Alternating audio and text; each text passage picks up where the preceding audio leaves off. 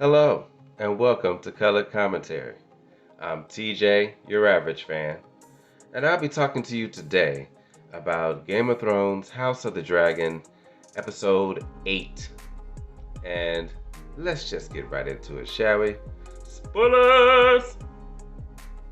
Okay, so, whew, a lot happened this episode. It was very sad and moving and emotional, and pieces was thrown around and heads were chopped. Man, oh man, was this an episode. So, Lord Corlys, of House Velaryon, has been injured and is on his way back home, but it's not looking good for him. So they trying to figure out who's gonna run Driftmark. But he already decided that Lucerys, Rhaenyra's youngest, one of her kids, her sons, she got several.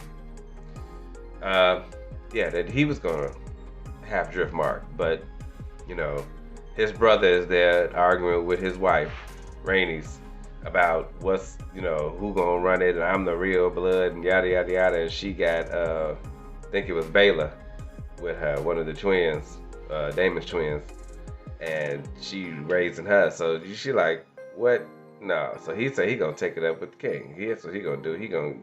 But knowing that Alicent and her father, the Hand, Otto Hightower, are the ones really running there, because the king is so sick, so sick. His leprosy has gotten the best of him. He looking bad. He missing the eye, part of his jaw. He already lost the arm. Most of his hair's gone. He looks terrible, and it was so sad to see.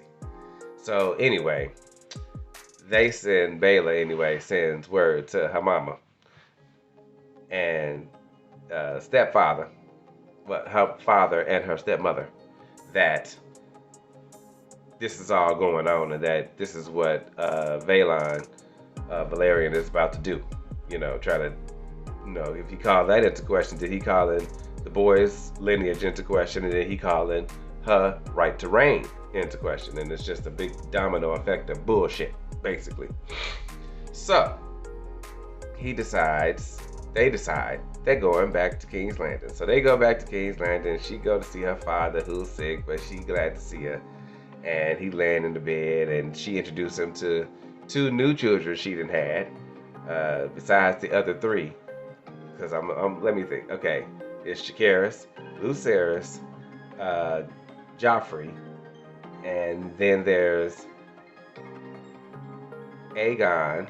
Yeah, she got a child named Aegon, and then she introduced him to her child Viserys. She named one of her kids after her daddy. I was like, oh Lord, here we go.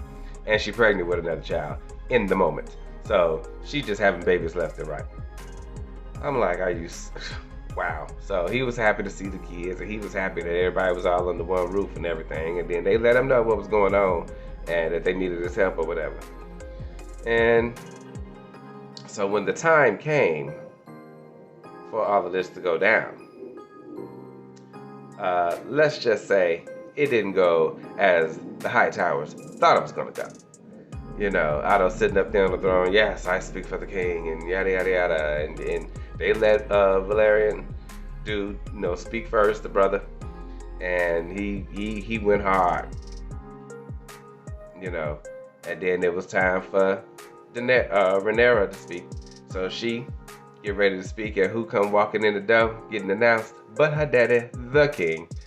Yes, with a gold mask on and everything. He was looking good to be so sickly and old. He looked like he was about to tip over at any moment, least little breeze. He stumbled several times trying to get to that throne. He told Otto, I'll be sitting on the throne today, buddy.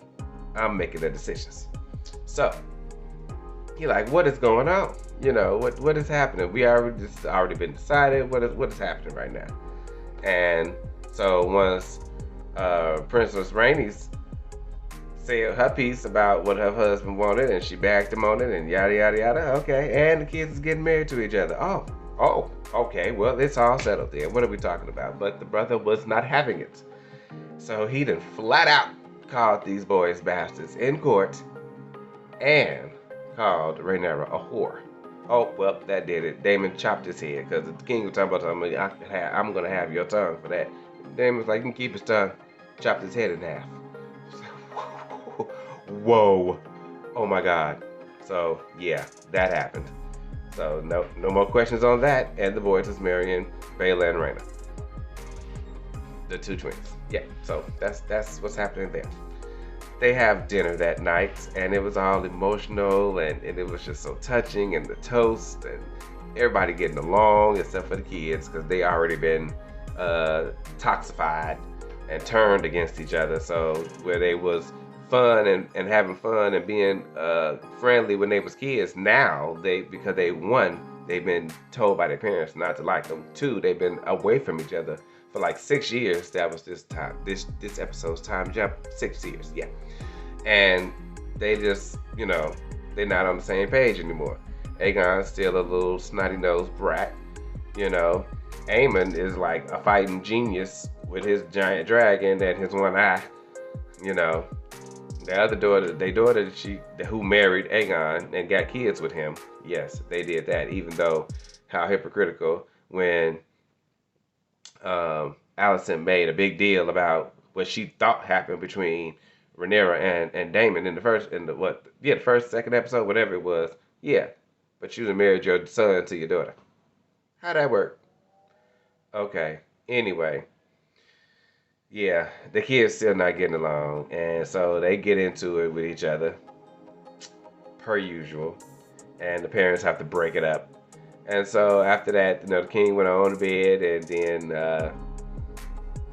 it was a night before the whole incident with the head chopping that Rhaenyra went to go see her father in the middle of the night, and she was asking the questions and trying to talk to him, but he wasn't being as coherent as he, could be.